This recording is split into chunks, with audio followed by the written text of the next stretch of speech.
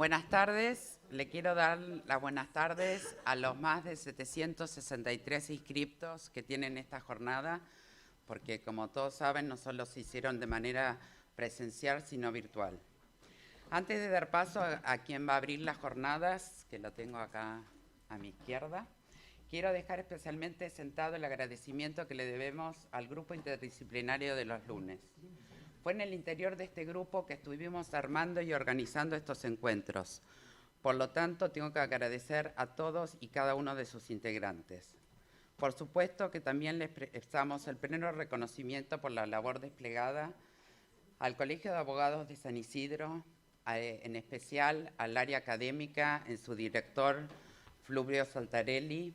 Especialmente también quiero agradecer a Karina, a Erika y a Jazmín, que estuvieron en contacto con nosotros para que estas jornadas se pudieran llevar a cabo. A la editorial Astrea, que fue nuestro sponsor, y a Martín Alonso, que gracias a él se puede llevar a cabo todo el streaming. Las presentes jornadas, ¿por qué nosotros las consideramos muy importantes?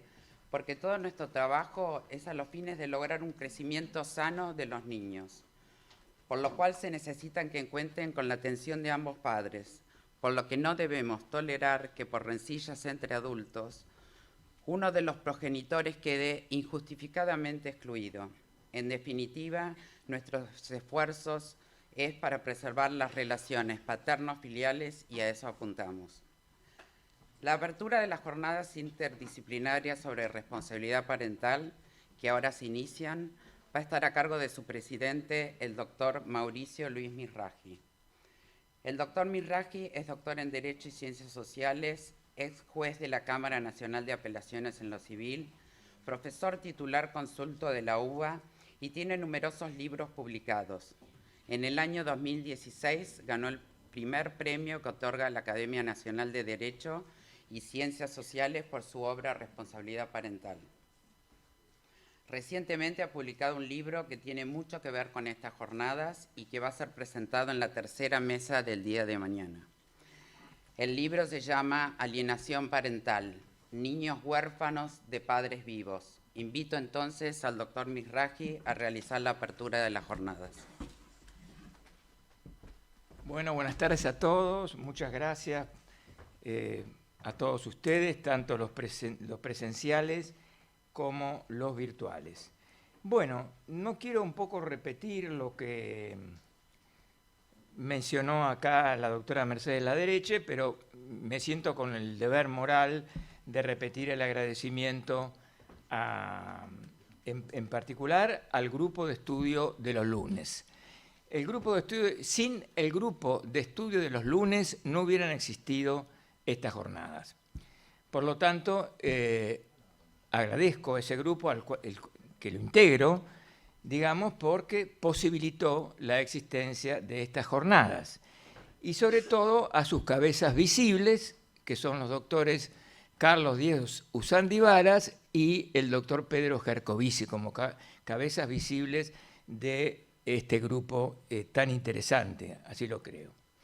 Bueno, dentro del grupo de los lunes hay una persona en especial que a mí quisiera agradecer, que es la que recién vieron, que es la doctora Mercedes Ladereche. La doctora Mercedes Ladereche ha trabajado intensamente para el buen resultado de las jornadas, mucho trabajo, de modo tal, Mercedes, que te agradezco infinitamente toda la labor que hiciste y realmente mucho esfuerzo, mucho trabajo que tiene que ser valorado y reconocido. Por supuesto, no quiero nombrar a cada uno de la gente del grupo, pero en particular algunas que han trabajado, o sea, las coordinadoras, por ejemplo, acá tengo anotado Adriana Parada, Silvia Tempilver, y bueno, la coordinadora que que es Mercedes. Muchos trabajaron. Sandra Veloso, muy importante, fue lo que nos hizo el contacto con el colegio. El primer contacto con el colegio fue a través de la jueza Sandra Veloso. Bécar Varela también ha trabajado mucho con nosotros y muchísimo, y nos ayudó a último momento mucho el doctor Cristóbal Llorente, juez de familia. A todos ellos realmente les agradezco infinitamente. Saliendo de nuestro grupo, El agradecimiento, obviamente, al Colegio de Abogados de San Isidro. Tengo que repetir el agradecimiento a Karina Liperti, que mucho nos ayudó en todo esto, a Jazmín y todo el grupo de colaboradores, que la verdad que es muy atento, mucha ayuda y realmente merece también el reconocimiento nuestro. No sé si mencioné al director académico. Si no lo mencioné, lo menciono ahora, que es el doctor Fulvio Santarelli, que también, gracias a él, podemos tener las jornadas de hoy. Así que mi reconocimiento pleno al doctor Fulvio Santarelli. Me puedo olvidar de alguien, no se ofendan, pero bueno, la idea es esa, un agradecimiento a todos los que han colaborado. En particular, quiero agradecer a la editorial Astrea. Yo con Astrea tengo una vinculación de un cuarto de siglo, 25 años vinculado con Astrea. Me acuerdo cuando publiqué mi primer libro con ellos, porque yo había publicado el libro anterior con un pariente de ellos. Mi libro anterior, que se llamó Cooperativas de Crédito, lo publiqué con Editorial de Palma. Y después seguí con los de Palma, porque acá uno de los dueños de la empresa es de Palma. Y bueno, vino Astrea y yo publiqué mi primer libro en Familia, Matrimonio y Divorcio. Así que es, digamos, un vínculo estrecho de 25 años que yo quiero agradecer especialmente. El agradecimiento es doble. Porque por un lado, digamos, el vínculo que tengo con la editorial y por el otro lado, por ser quien ha auspiciado estas jornadas. Y ustedes saben que auspiciar esas jornadas implica un aporte económico. Por eso yo quiero decir mi agradecimiento mucho a Astrea porque han colaborado. Y podría decir, gracias a Astrea y gracias a Martín Alonso, no sé dónde está Martín Alonso, les agradezco también que es el soporte técnico. O sea, el streaming se deben a dos entidades, a Astrea y a Martín Alonso. Son las dos personas que posibilitaron la existencia del streaming y por eso mi agradecimiento a todos ellos. Bien, yo considero estas jornadas únicas en su tipo.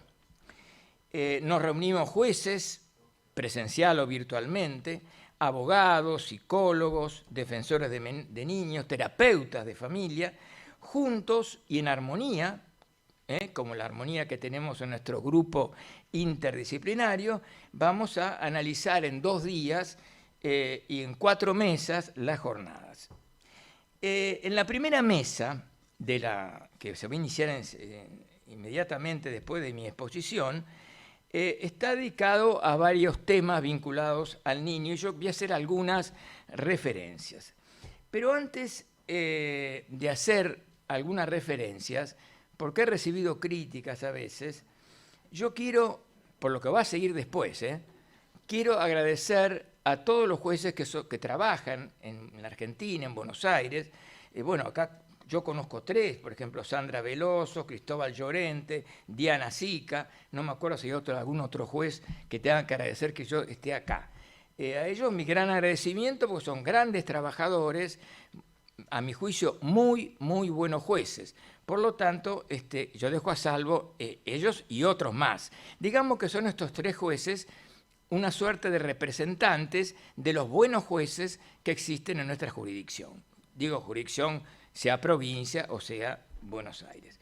Esta aclaración viene por lo que voy a decir después, porque voy a lanzar algunas críticas con el funcionamiento judicial, pero no por criticar, sino, digamos, decir falencias que tiene el Poder Judicial, que si no la enumeramos nosotros, ¿cómo la resolvemos? Digamos, la ocultación no es una manera de resolver. Bueno, en algunas situaciones, yo quise cubrirme, por eso agradecí primero a los buenos jueces. Sí, esa es la verdad, bueno, el tema del interés superior del niño, 2 palabras voy a decir, yo le doy muchísima importancia porque es la base, todos lo sabemos, los abogados lo sabemos y también los terapeutas, en virtud del cual se toman las diferentes decisiones. El problema del interés superior del niño es que es una norma de carácter abierta y abstracta, con lo cual depende del juez cómo aplica el interés superior del niño.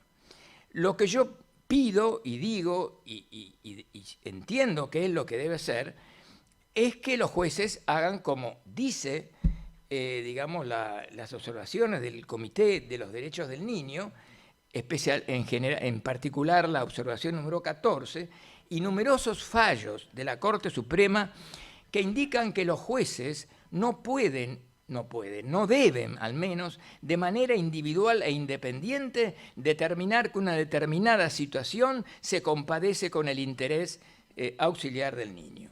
Tanto la observación general número 14 como numerosos fallos de la Corte han determinado que el interés superior del niño debe concretarse con el auxilio interdisciplinario. Es decir, que no pueden jugar acá el eventual desconocimiento o prejuicios que puedan tener tal o cual magistrado. Es la interdisciplina lo que debe de alguna manera, si bien es el juez el que decide, todos lo sabemos, no debe el juez por su cuenta determinar dónde está el interés superior del niño si no cuenta con el auxilio interdisciplinario. Este interés superior del niño determina una cosa muy importante, que es el orden público. Yo tengo que decir que en la justicia todavía, yo creo que más adelante va a ser mejor, no se comprende bien lo que es el derecho de familia, creo modestamente, y se lo sigue pensando como una suerte de juicio privado. El derecho de familia de los niños es puro orden público, con lo cual los jueces deben actuar de oficio.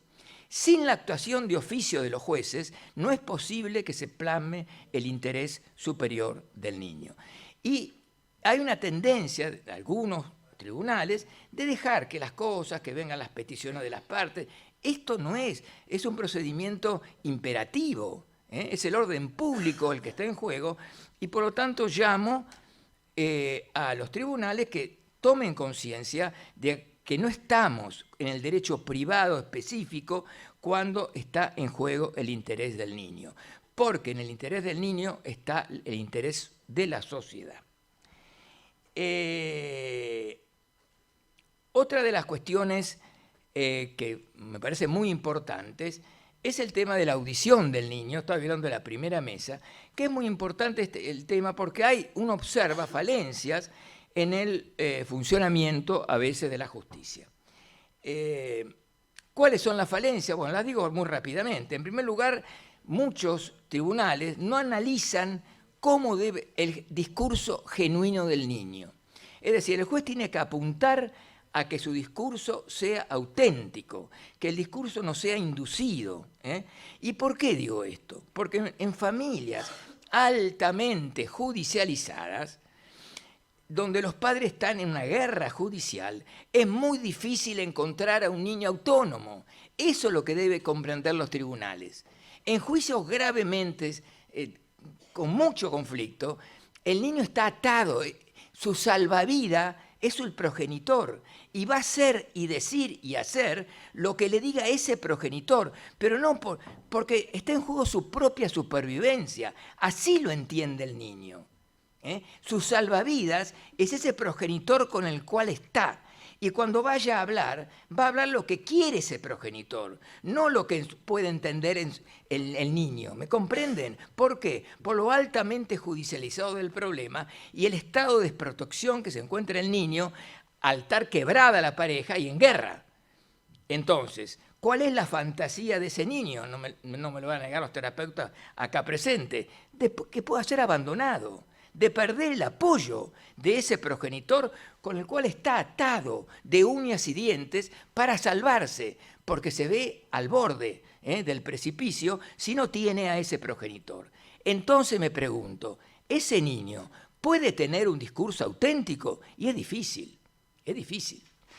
Ahí está el tema. Hay casos y casos, pero me parece que ahí donde deben tomar los jueces, especialmente precauciones en el tema. En casos donde hay esta situación de dominación, ¿el chico qué es?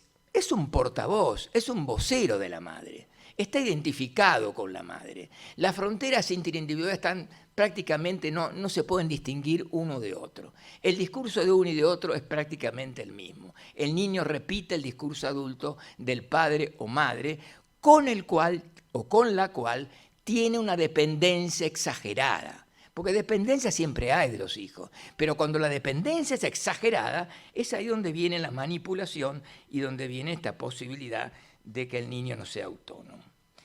Esta unión simbiótica que se produce, digamos. Por lo tanto, es un tema que me parece a mí que la justicia debe tener en cuenta. Hay otras situaciones donde no se escucha al niño. Por ejemplo, en causas de violencia, muy pocas veces se escucha al niño, dejo a salvo muchos jueces que lo harán, pero digo, yo en mi experiencia en la magistratura y como abogado, se escucha pocas veces al niño en las, digamos, causas de violencia.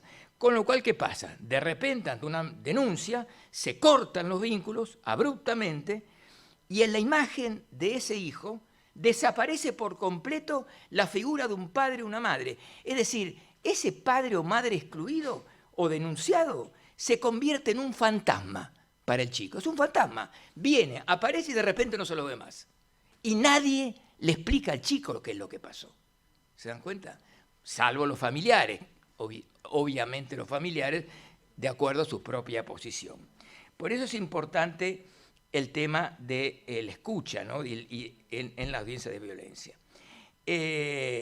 Otra tercera falencia, que hay bastante en el tribunal, es una cosa que hemos empezado a trabajar con el doctor Gercovici y Diego Sandivaras, es el tema que en la escucha de los niños se lo escucha una sola vez o dos veces. La primera etapa se lo escucha, no se lo escucha en la segunda. O sea, no se cumple con la observación general número 12, que dice que hay una obligación de los tribunales de hacer la devolución, el deber de información de los jueces, decirle cuando va a dictar la resolución qué es lo que pasó y de qué manera, dice la observación 12, se tuvo en cuenta sus opiniones. Quiere decir que hay dos instancias en el cual, primero cuando citan al niño en primer lugar, que eso en general se cumple, con la salvedad que mencioné de las causas de violencia. En general se cita al niño. Los jueces las acostumbraron a citar a los niños. Pero esta segunda etapa queda trunca. Se dictan después las sentencias, se dictan las resoluciones y el niño no es citado a explicar. No hay un personaje que lo llame, lo siente, que le diga, mirá Francisco, mirá Pedro, la situación es así, yo te he escuchado atentamente, he tomado nota de lo que dijiste, pero pienso que debe resolverse de esta manera. No, esto no pasa en general en la justicia. En ese sentido, entonces, es mi crítica a ese funcionamiento judicial. Después, otra cuestión, ojo que esto no es un tema de culpa de un juez, es la estructura. Yo no estoy criticando a un juez, estoy criticando la estructura, lo quiero aclarar, a lo que es la estructura judicial, que supongo que en todos los países del mundo debe haber problemas. Yo no digo que la justicia argentina sea peor que la uruguaya o la francesa, de ninguna manera. Digo que son falencias que hay que decirlas, porque si uno no las dice, quedan tapadas. La última, que me parece que no hay mucho acuerdo, sé que no hay mucho acuerdo, pero que lamentablemente tarde o temprano va a haber que llegar, es a la grabación en video de las entrevistas al niño. ¿Por qué eso es necesario? Porque de lo contrario pasa lo que sucede en la actualidad. El niño es citado reiteradas veces a los tribunales. Hay casos donde el niño fue citado por el defensor de primera instancia, que fue citado en primera instancia por el juez, que lo cité la Cámara, yo como amarista lo cité un montón de veces, y después citado inclusive por la Corte. Quien lee los fallos de la Corte, en caso de familia, es muy común en los jueces de la Corte, por lo menos en la Corte actual, en citar a los niños y charlar con ellos. Quiere decir que el niño termina yendo 4, 5, 6 veces a los tribunales. ¿Qué derecho hay en afectar así a los niños? ¿Qué derecho hay? ¿Qué derecho tiene el adulto a perjudicar así al niño? Ninguno. Objetivamente es un abuso institucional que se hace sobre los niños con esta citación reiterada. ¿Me explico? Por eso la única solución es la videograbación. No hay otra alternativa, se le explica al niño y el niño va a entender. Entonces, ¿qué pasa? Cuando a mí yo camarista me llega, yo no voy a citar al niño, en principio al menos. Voy a pedir la videograbación y lo voy a escuchar.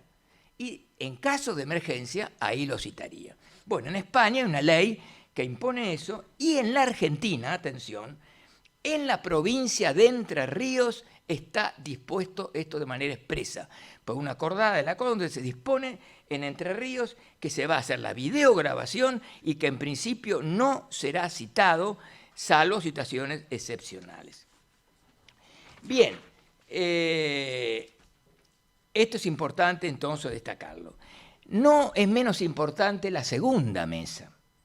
En la segunda mesa se trata el tema que yo anticipé de la violencia familiar. Yo entiendo que muchos jueces sacarán resoluciones muy buenas en materia de violencia, se preocuparán, tal vez la noche anterior que tuve una denuncia no durmieron, yo todo eso lo reconozco.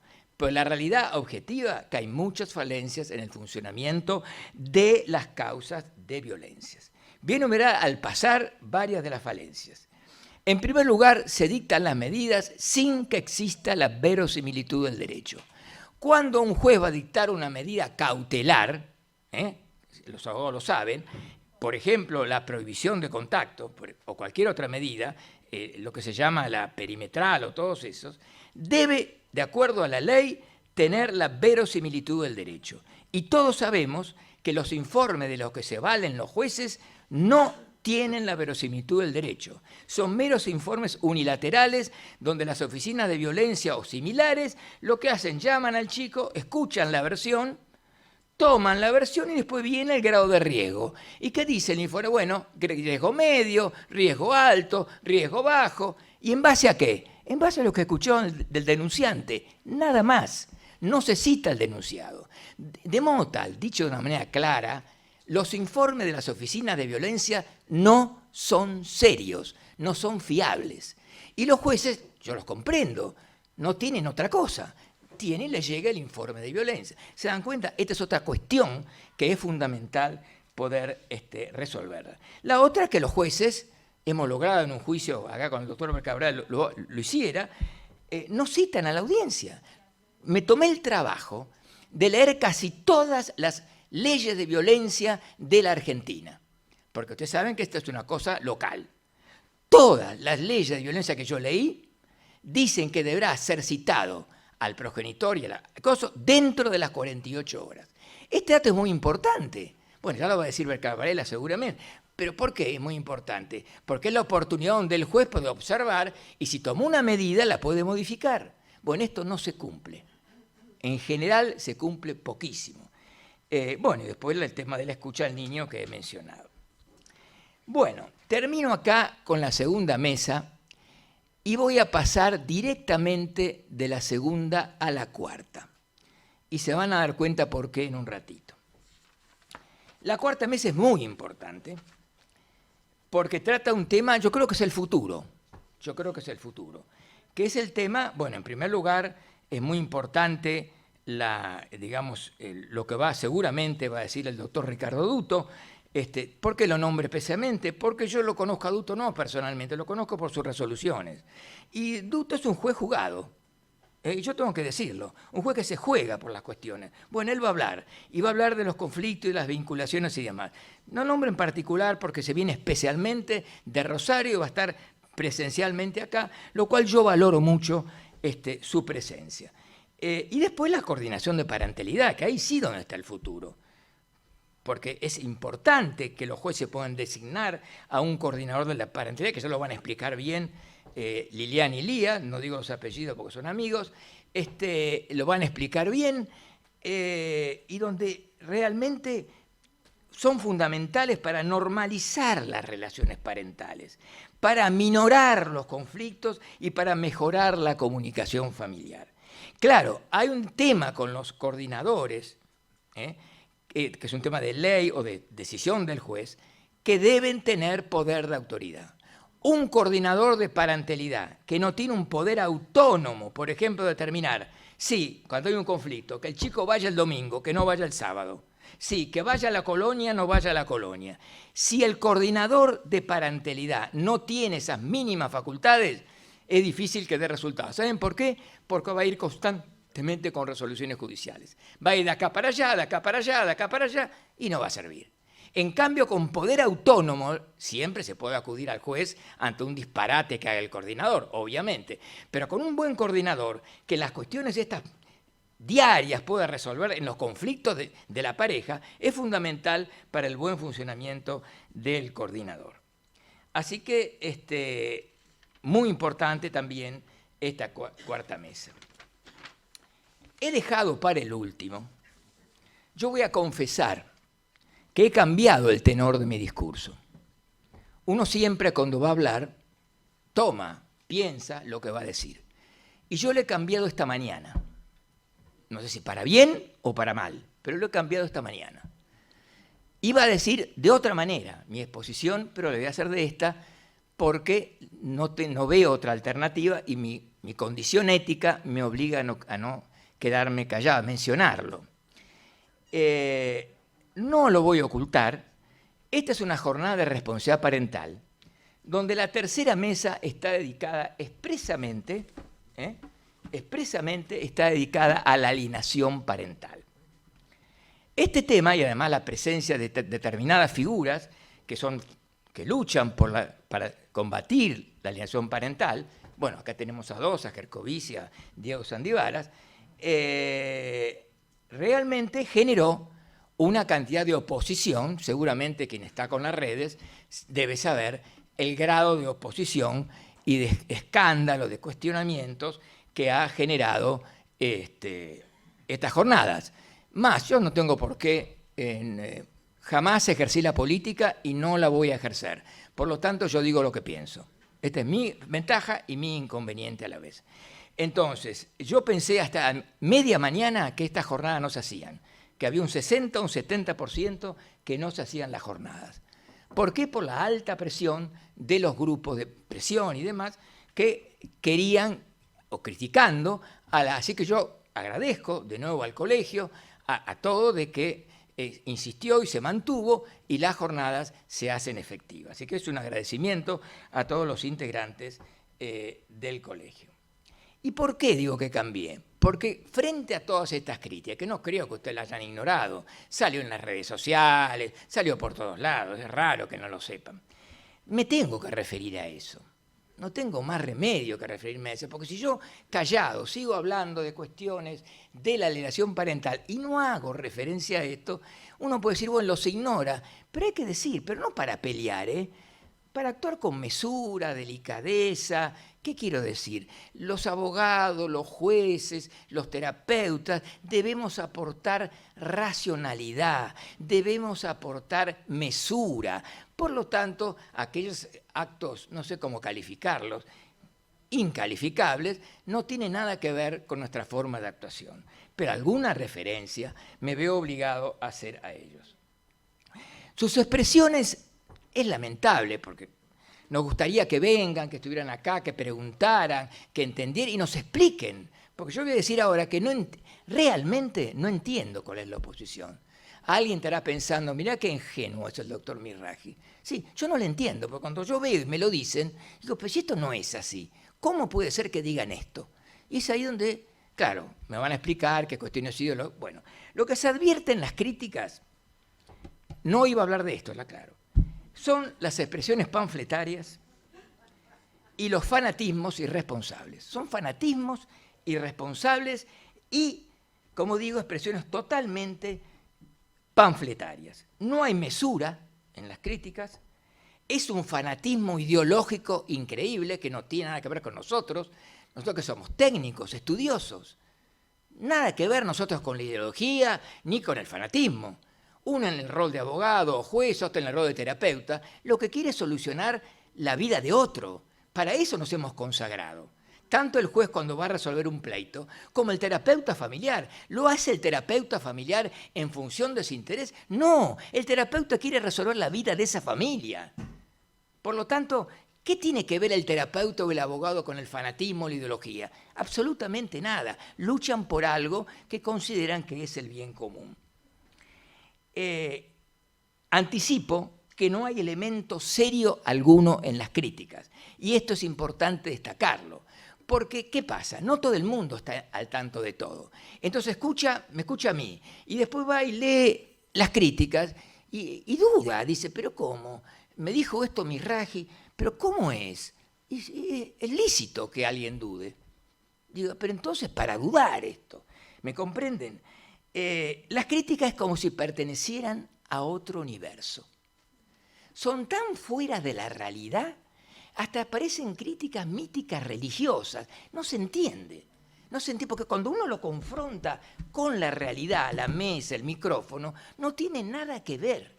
Y es ahí donde uno no entiende. Yo no me cuesta entender. Soy un poco ingenuo, quiero aclarar. Por eso nunca actué política y ni me interesó la política. Como digo, entonces, parecen pertenecer efectivamente a otro universo. Yo desconozco si estas críticas se deben a acciones deliberadas o a ignorancia y desconocimiento. Probablemente haya un poco de las dos. Yo no digo que haya mala fe, pero evidentemente en unos casos seguramente se tratará de acción deliberada, en otros casos de ignorancia. Hay una tendencia a repetir monótonamente lo que escucharon. En el mundo hoy, lamentablemente, no se lee tanto. Eso es sabido, cada vez se lee menos. Entonces, más fácil es repetir lo que dice el otro. Entonces, repito y repito. No está mal repetir, porque yo repito una cantidad enorme de cosas que hicieron los juristas. Pero pensándolo primero. Primero lo pienso y lo indago, y después lo digo. Pero no, la repetición monótona sin investigar a qué se debe lo que se dice. Se maneja información falsa.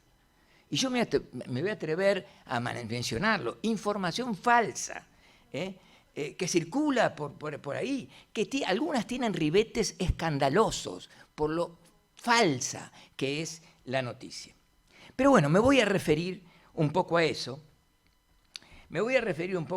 Porque si yo me quedo acá, ¿qué me van a decir? Lo que yo digo, son afirmaciones dogmáticas.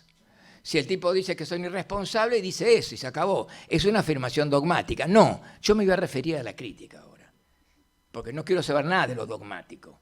No lo fui nunca, no lo hice con mis sentencias y no lo hago con mis trabajos. Y voy a tomar, ¿sabe qué? Como ejemplo, un video que circuló, creo que por el doctor Bercabarela que me lo pasó, que circuló y que es el ejemplo, digamos, porque son todos muy parecidos, casi iguales. En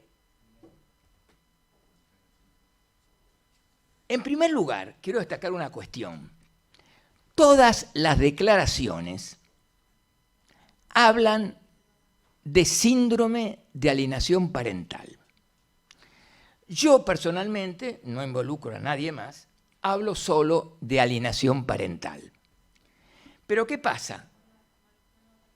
Hablan de síndrome, dice que el síndrome no existe, yo explico en mi libro, en fin, cada uno puede tener su posición, para mí no es necesario explicarles, bueno, ya vean mi libro y explico por qué, me parece mejor decir alienación parental con respeto a todos los que hablan y sostienen que debe decirse síndrome, yo respeto, por supuesto. Pero ¿saben lo que es lo llamativo? Por ejemplo, estas jornadas se habla de alienación parental, pero no en ningún lugar se menciona la palabra síndrome. Si ustedes revisan, la palabra síndrome no figura, pero igual las atacan. Es decir, quiero aclarar, atacan, por ejemplo, las jornadas de alienación parental, pero hablando de síndrome de alienación parental. ¿Se dan cuenta? Esta es la trampita.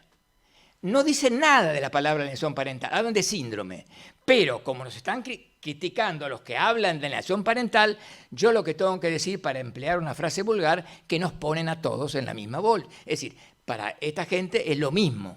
Yo no sé si es lo mismo o no es lo mismo. Yo no le doy importancia a estas distinciones. Para mí, se diga síndrome o no, me inclino más por alienación parental, pero lo concreto que quiero decir, que las críticas van contra la alienación parental, porque si no vendrían estas críticas, por ejemplo, las jornadas, porque la palabra síndrome no aparece por ningún lado.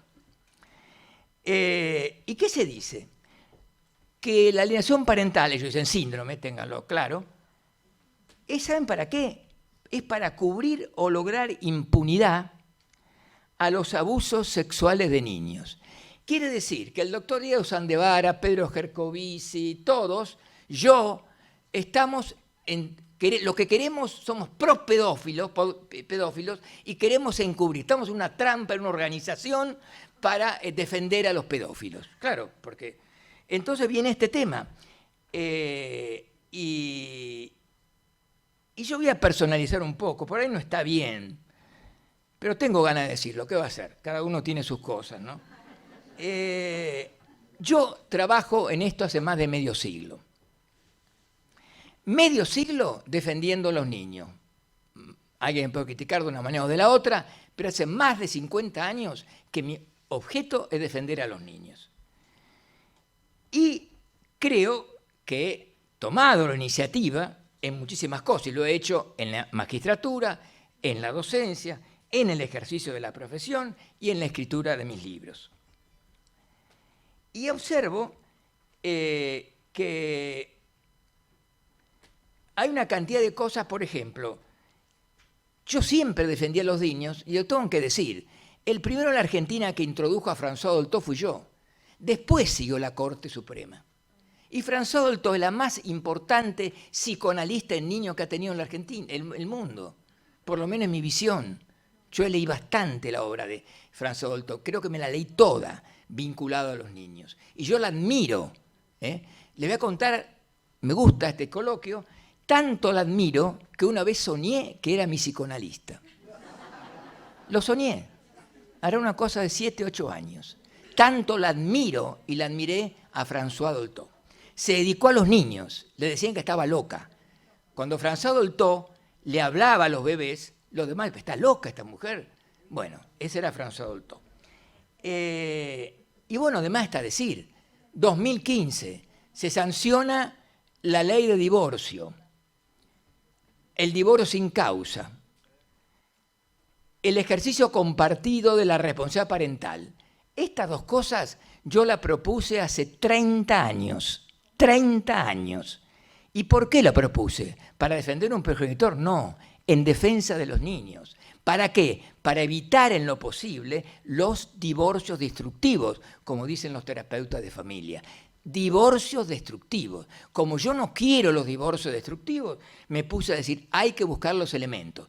El ejercicio compartido es un antídoto, porque permite separar, digamos que intervenga el padre, y ni que hablar de terminar con la culpa y toda esa cuestión que lo dice el código. Bueno, tuve que esperar 30 años, pero tengo la suerte que en vida vi concretado esto que yo vine a luchar. Todo esto, ¿por qué lo digo? Entonces yo ahora me convertí en un pedófilo. ¿Será eso? ¿Seré un pedófilo yo? Es terrible, porque yo publiqué un libro que también se llama Alienación Parental. Escribí artículos en la ley, en fin, como tantos. Y realmente esto es llamativo, ¿no? Cómo estas cosas pasan. Y realmente, por eso yo me pregunto. La crítica esta es totalmente irreal. Le voy a demostrar por qué es irreal. Es facilito, muy fácil explicarlo por qué es irreal. Usted escucha en el video, dice, porque le da el síndrome de alienación parental para encubrir y tapar a los pedófilos. Bueno, yo le digo que es una mentira, pero ¿por qué? Es objetivo que se lo voy a decir. En primer lugar, porque hay numerosísimos casos de alienación parental donde no interviene el abuso sexual.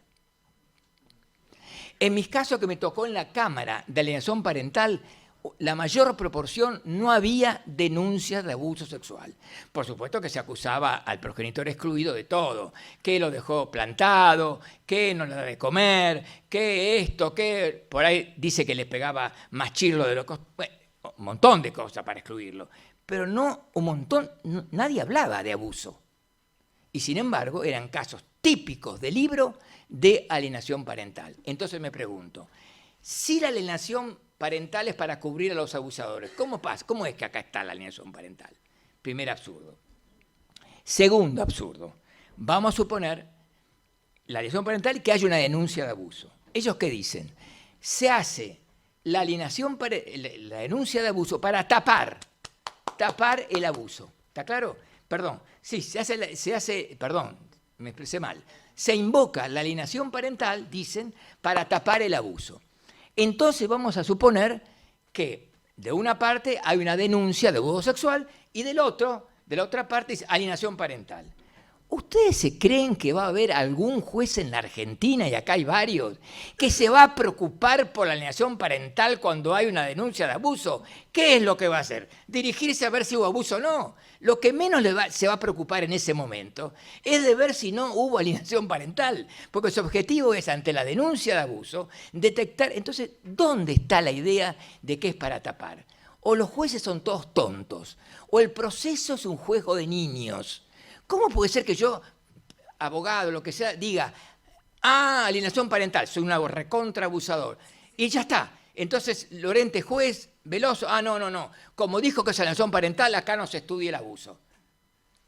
¿Se imagina algún juez que diga eso? Nadie, absolutamente. Por lo tanto, es una mentira. ¿Se dan cuenta que no responde a la realidad? Invocar que no se puede tapar.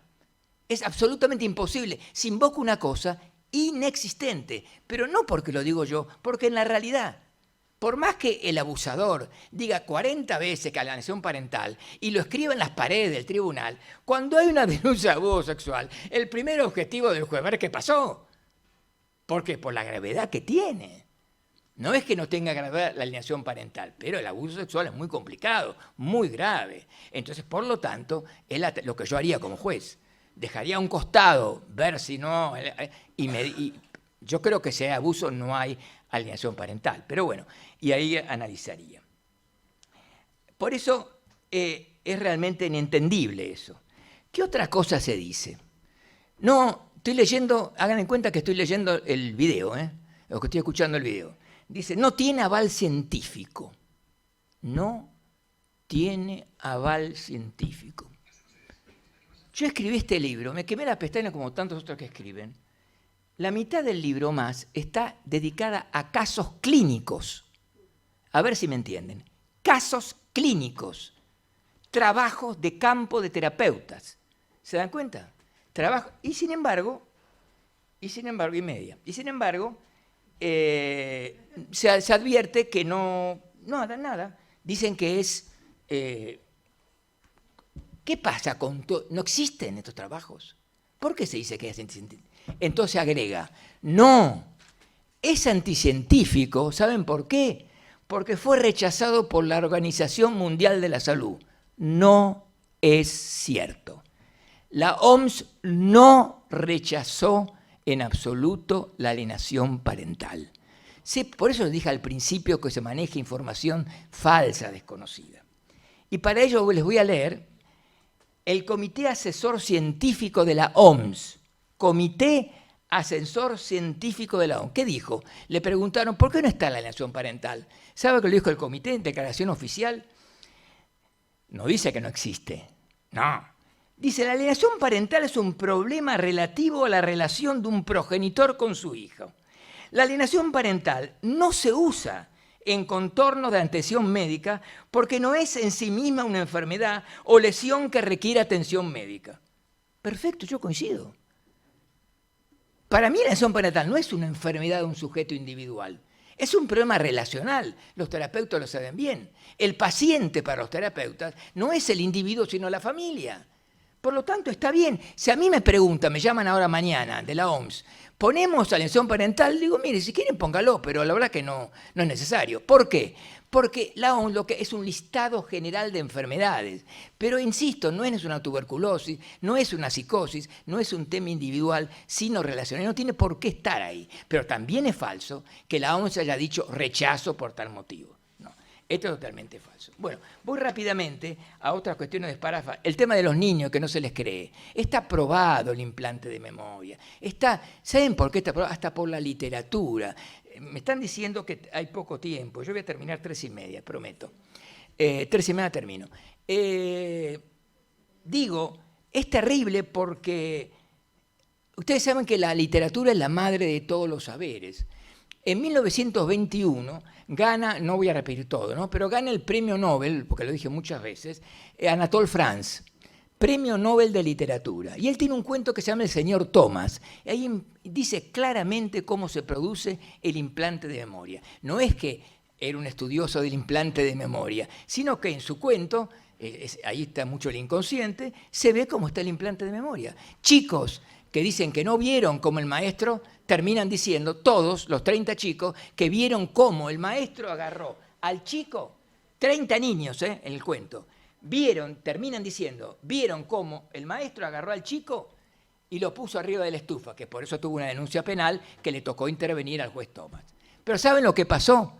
El abogado del maestro probó que no había estufas. Probó que no había estufas. Ahí tienen la prueba. Quiero decir, alguien dice fantasía. No, la literatura es madre, de ahí viene todo. Bueno, ni hablar de todos los estudios realizados, Pedro Gercovici, todos han escrito sobre la falsa memoria. Además, ¿sabe qué? Lo dice la observación general número 12, que tampoco la dicen eso. La observación general número 2, ¿saben lo que dice? Que no es aplicación del artículo 12 cuando el hijo actúa manipulado. Que la manipulación que se le enseñe lo que debe decir no es cumplimiento del artículo 12. O sea que no hay elementos para poder decir esto. En definitiva, yo no sé, voy a aprovechar los minutos que tengo. Yo no soy defensor de Gardner, ni lo ataco, ni nada, pero es verdad que la alienación parental, acá hay 2 expertos, entre otros, que lo saben muy bien, fue armada, estructurada por Richard Gardner. Y acabo de leer otra declaración esta mañana, donde dice, creado por Richard Gardner, pedófilo exprofeso, decís, ¿no? Algo así. Confeso, perdón.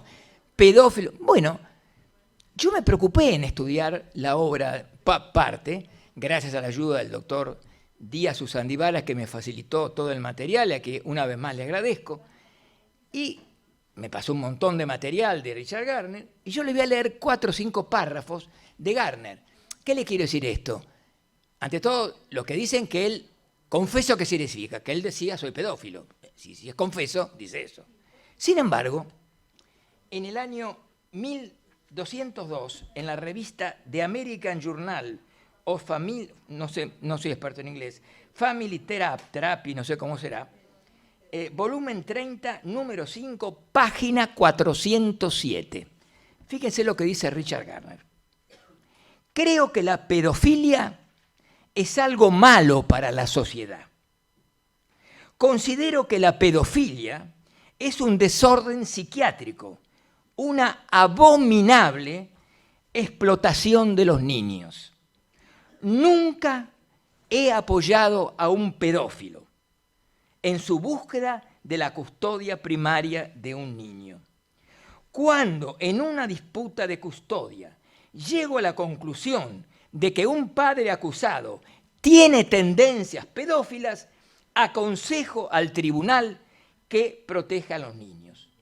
Nunca he recomendado la custodia primaria para un padre así, ni me imagino haciéndolo jamás. Esto no lo dicen. Nadie, lo ocultan. Lo ocultan. Esto no es para defender, porque yo en definitiva no coincido totalmente con Gardner. Algunas cuestiones uno puede creer o no creer que se equivocó.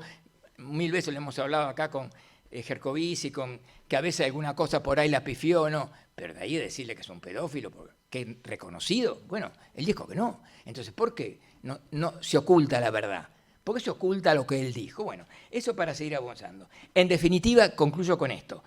El abuso sexual y la alienación parental, debe quedar claro, son incompatibles.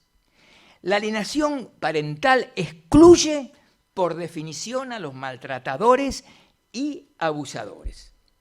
Si hay maltrato y abuso, no hay alienación parental. Y si hay alienación parental, no hay maltrato y abuso. Es así de sencillo. Son totalmente, cuando hablamos de alienación parental es porque el abusador no está, ni el maltratador está. Bueno, voy a terminar porque me andan reclamando, simplemente decir 2 palabras, que aspiro a que tomemos conciencia, igual me faltan unos minutos, aspiro a que tomemos conciencia de la importancia en estas jornadas que tienen los vínculos parentofiliales, como dijo acá Mercedes la derecha, debemos hacer el máximo de los esfuerzos para la preservación de estos vínculos.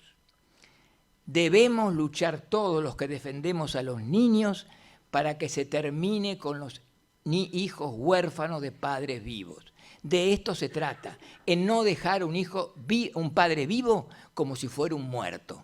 Por eso en algunas terapias que yo critico mucho, se habla de que el progenitor excluido elabore el duelo como si fuera un hijo muerto. Se le enseña, dicen ellos, a que elabore el duelo. ¿Se dan cuenta la tragedia de esto? Los adultos no tenemos el derecho de cortarle, de apuntar al niño la mitad de su linaje. Por eso digo, además todos sabemos que se termina, lo dicen los estudiosos, en un boomerang, porque al rechazar a su progenitor se está rechazando a sí mismo. Bueno, podría seguir 2 horas más, pero arruinaría el desarrollo de las jornadas. Por lo tanto, en mi carácter de presidente de estas jornadas, las dejo formalmente inauguradas e invito a la doctora Mercedes Ladereche, que es la coordinadora de la primera mesa. Muchísimas gracias y si me pasé un poco, pido disculpas.